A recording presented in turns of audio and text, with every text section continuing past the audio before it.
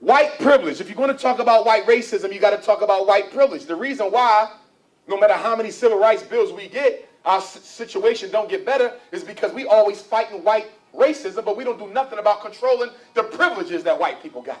And you need to understand that. No, who is that, Lionel Richie? You got to understand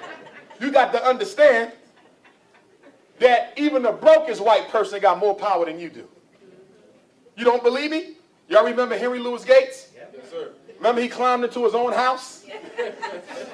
He's the oldest black man in the neighborhood. He's been living there for 20 years. Every white person on the block know who he is. He's a damn millionaire. White supremacy's top Negro scholar. Climbing in his house with a suit, and they gonna act like they didn't know who he was. Called the cops on him. And then the cops show up in his house. He opens up the door. Two young white cops. Sir, we heard that you was breaking in. No, this is my house. You see my degrees from Harvard. Here's my award. We need more proof. And locked his ass up in his own house. He's a millionaire, PhD, top Negro scholar for white folks. And two little broke cops locked him up.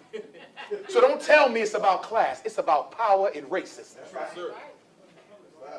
What is white privilege? The benefits afforded to white people, material and immaterial, purely for being white, whether they're conscious of it or not.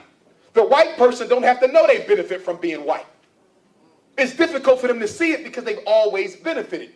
You don't know until you lose that privilege. And what black people need to understand is that there's no white person who's going to voluntarily turn in their white privilege card to be treated as an equal with a Negro. Show me a white person in history who ever said, I want to be treated equally with black folks and meant it. Never.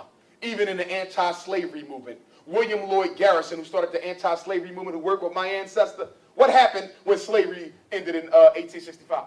Frederick Douglass and Martin Delany and Harriet Tubman, they went to William Lloyd Garrison. They said, why are you disbanding the American anti-slavery movement? He said, because black people are free. Freddie Douglass said, no, they're not. My people ain't got jobs. They ain't got education. They ain't got no homes. They're not equal. He said, wait a minute, Fred. I didn't fight slavery for equality. I fought slavery so y'all could be free. I never said nothing about y'all being equal.